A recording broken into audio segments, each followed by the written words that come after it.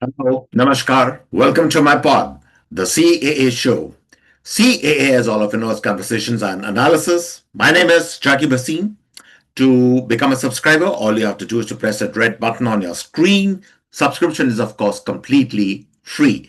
Would also really appreciate if you could like this video and share this video with your friends. All right. So today being a Sunday, I thought that let's do something a little more interesting, a little offbeat, maybe a little quirky. And I thought of doing this piece on this gentleman, Zohran Mamdani, who's been in the news probably for all the wrong reasons. But what I thought was that I would do a comparison of Zohran Mamdani, this counselor from New York, and compare him with another very iconic figure, a figure which many of you would have seen on screen. One of the most popular, one of the most talked about villains of all time. And I'm talking of Hans Gruber of Die Hard fame. And why am I comparing the two? Because have a look at the pictures of both these gentlemen, and Hans Gruber of Die Hard somehow looks like Zohran Mamdani. And I'm not even for a moment suggesting that I'm comparing two villains. If that's what you're thinking is the objective of this particular podcast, I'm just comparing two faces which look very similar, and maybe compare a couple of lines with Hans Gruber said in the movie Die Hard, which find resonance also in what Zohran Mamdani keeps saying in New York. So, what did Hans Gruber say which made him so famous in the movie Die Hard? And I'm going to read that particular line, an iconic line of Hans Gruber from the movie Die Hard. When he takes over, I think it was a Nakatomi building, where when he takes over, he's a terrorist along with his gang, and he takes over that building. He's up against Bruce Willis in the movie. And somewhere along in the movie, he says, he's talking, I think, and he's German in the movie, and New York, and the building is set, of course, in New York. And again, the parallels are there, both men from New York. And he talks about America and Americans, and Hans Gruber says, you know my name, but who are you? Just another American who saw too many movies as a child. Another orphan of a bankrupt culture who thinks he's a John Wayne, Rambo, Marshall Dillon. This is Hans Gruber. And if you close your eyes and think about it, then Zohran Mamdani could be saying the same thing, because here is this man who literally has come from nowhere. Some would even say a kind of a third world, in a slightly derogatory way, I would say, a third world product who's now lecturing to Americans, who is lecturing to New Yorkers on what he thinks about them, or what he thinks they should be doing, or what he plans to do in New York next when he becomes mayor, because he's very confident of becoming mayor of New York. And therefore, the parallels are striking. Hans Gruber and Zohran Mamdani. Just think about it. Now, let's take a little bit more of a deeper dive into this man, Zohran Mamdani, and see why he's become so controversial. And it's not only because of this picture of his that he's eating with his hands, probably some rice pulao or biryani or whatever, because there have been a lot of racist undertones, especially from the likes of people like Laura Loomy and all that, who has said that this is very uncivilizational, as if civilizational means only eating with fork and knife. And there is a little bit of sympathy for Zohran Mamdani when she has uttered those phrases. And other podcasters have also talked on the same lines, which is, I think, borderline, if not completely racist. But leave that aside for a moment. We'll come to that point a little later. What is it about Zohran Mamdani which has become so controversial, which is catching the eyeballs, whether you agree with him or not? I would even say that he's a kind of a man who actually repulses and fascinates at the same time. There hasn't been a politician or a personality like this for a very long time. So, what is it about him that really gets the antenna up, where people just set up and take notice of the man, whatever he says, whether you like him or you don't like him, you vouch for him or you don't? Because believe you me, people either kind of really like him or they completely dislike him. There's no middle way when it comes to a personality like Zohran Mamdani. So, this is the man from nowhere, the man from, as some say, from the third world, who is now lecturing to America of what they should be doing. And what is he saying? What is his panacea for better governance, for a more equitable and just New York? Some of the points which he's making, and I'm going to repeat some of those points. He's talking of the fact that there should be free fare in the city buses. You can board any city bus in New York, and the fare, you don't have to pay any fares for that. He's talking of public childcare. Then he's talking about that the city, that is New York City, should own all the grocery stores in the city, and the city will run that, which means free distribution of food or whatever. And minimum wages, he wants that to be increased to $30 per hour. He talks about tax increases on corporations which are worth above a million, which would be lots and lots of these corporations. And he advocates no billionaires in New York. He doesn't like billionaires at all. He says there is no need to have billionaires in society. And if you would close your eyes and think about it, then you probably would be thinking that, hey, I've heard this all before. This sounds like this very famous politician. I'm not going to name that politician from India. Not even one politician, the politician who was chief minister of Delhi some time back, and then another national level opposition politician in India. He sounds exactly like them. They probably are. These politicians are all of the same vein, in the same mold, you could say. But this sounds like a hardcore die-hard, and I'm using the word die-hard, socialist, communist even, some would even say, a kind of a politician, which is surprising, shocking that such a politicians can even be there in New York and advocating.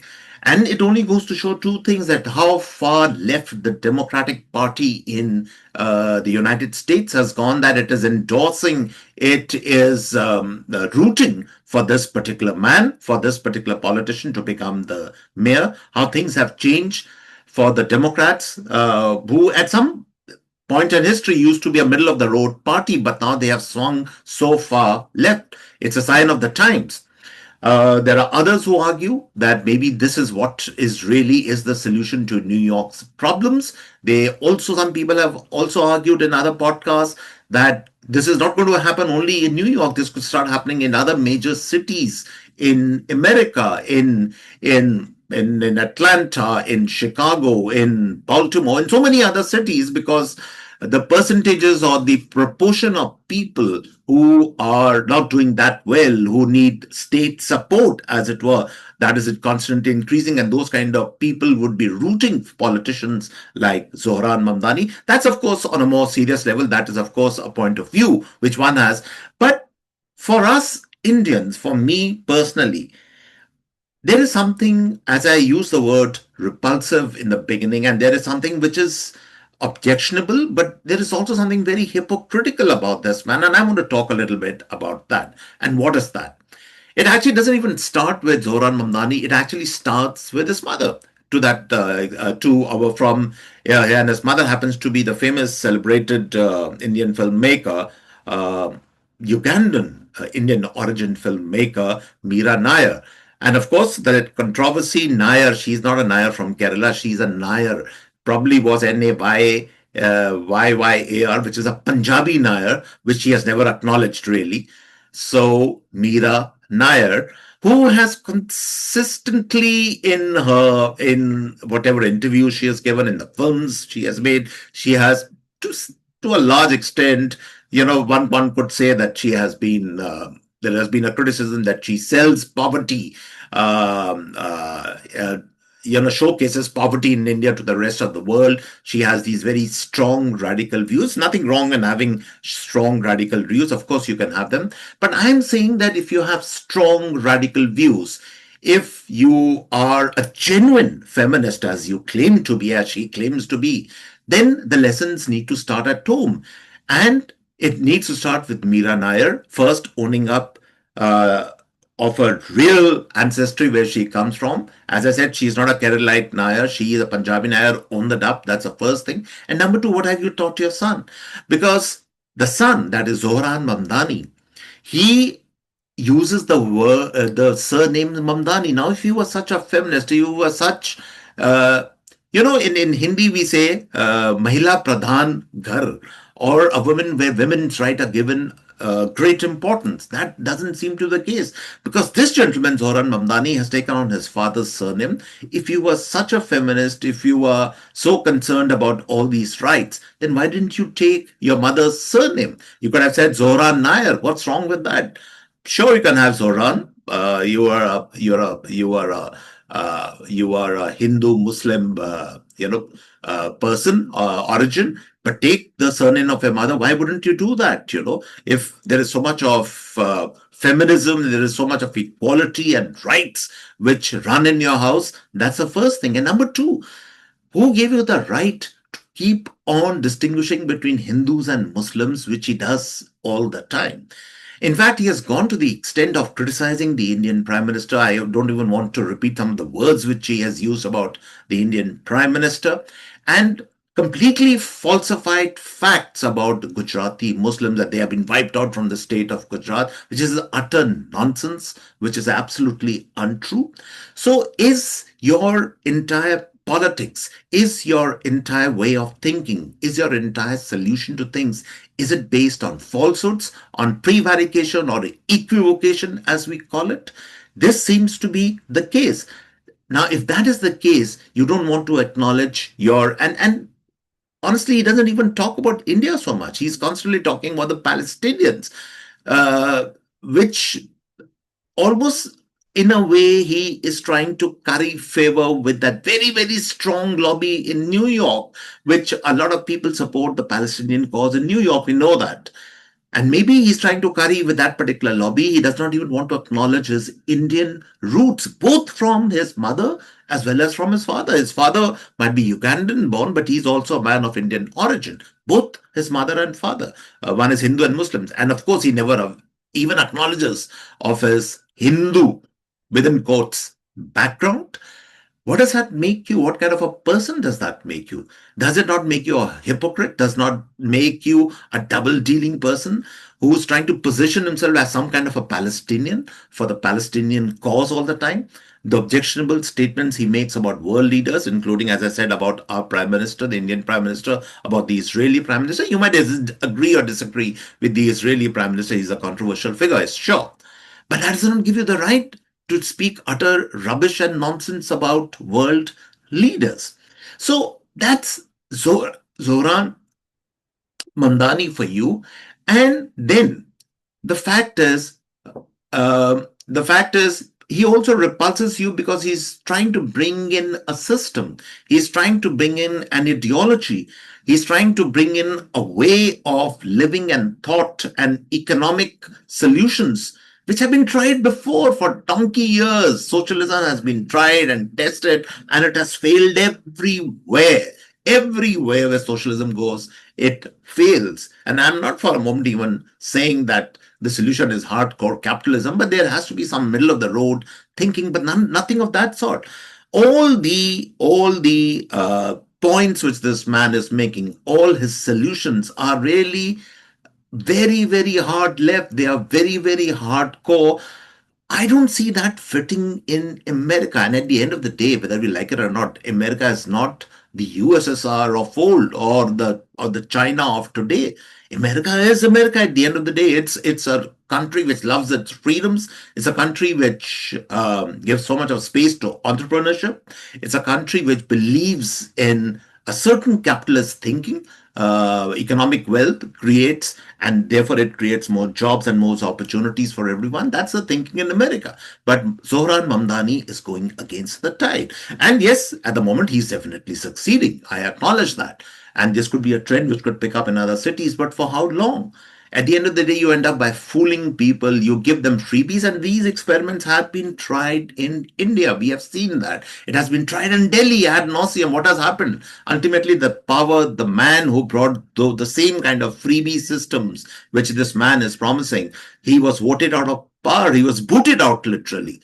Uh, he was sunk in corruption cases. We know about that. These systems all eventually fail because they are unworkable. They economically they make no sense, and ultimately they lead to corruption in so many cases. This is what Zohran Mamdani is promising. But for me, on at a personal level, this seems highly objectionable to what he is projecting himself. If you were so forthright, you were so honest, why don't you talk about your Hindu heritage? Why don't you talk about your mother so much? She has does definitely made some noteworthy films. I will acknowledge that. Talk about her. Talk about the fact that you are actually in part a Punjabi Hindu at the same time. Why don't you acknowledge these things? The very fact that you don't acknowledge all this, you shut your eyes to it. Well, I'm sorry to say, but in the end, then you might, to me at least, it appears that what is the difference between you and somebody like a Hans Gruber of Die Hard fame? Because Hans Gruber in Die Hard is also somebody who comes from the outside to America, who comes from the outside to New York and takes over. He takes over that building. He makes hostages, and he wants to. He basically his objective really is to steal a huge amount of money. I'm not saying that Zohran Mamdani has any such intentions, but the fact is that you are doing a takeover of a city, a world class city, built on entrepreneurship, built on American capitalism, whether you like it or not. And socialist policies, where will it get New York? And of course, there is a line of thinking which says that there is a large section of the white American in New York which feels guilty all the time, which supports actually the Zohran Mamdani. There's a lot of guilt they want to answer for, self-generated guilt, which is again a very, very interesting take on what's happening in some of these cities in America. But the fact is, such people move in, then they work on the minds, the hearts and minds of gullible people. This is what is really happening in this case also, because most of these policies are unworkable. They make no economic sense at all. They are bound to fail. But more than that, more than the economic vision, it's the personal vision. It is this viciousness, this vicious streak which this man has, where he's talking about these religious divides, where he's talking about certain world leaders, which really, really gets us worried. And so that's Zohran Mamdani for you. Hans Gruber in the making? I don't know. I hope not. I hope there is some light at the end of this tunnel where he also sees reason. He also, gravitates more towards some democratic middle way, which is what the Democratic Party was known for quite some time back. It has to really come back into the centrist middle approach, which probably works best for everyone, where the capitalists, the billionaires, the people earning over $1 million,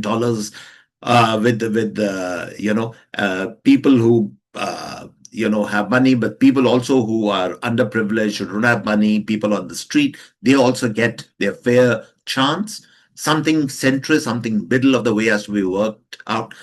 But is Zohran Mamdani up for that? I really have my doubts.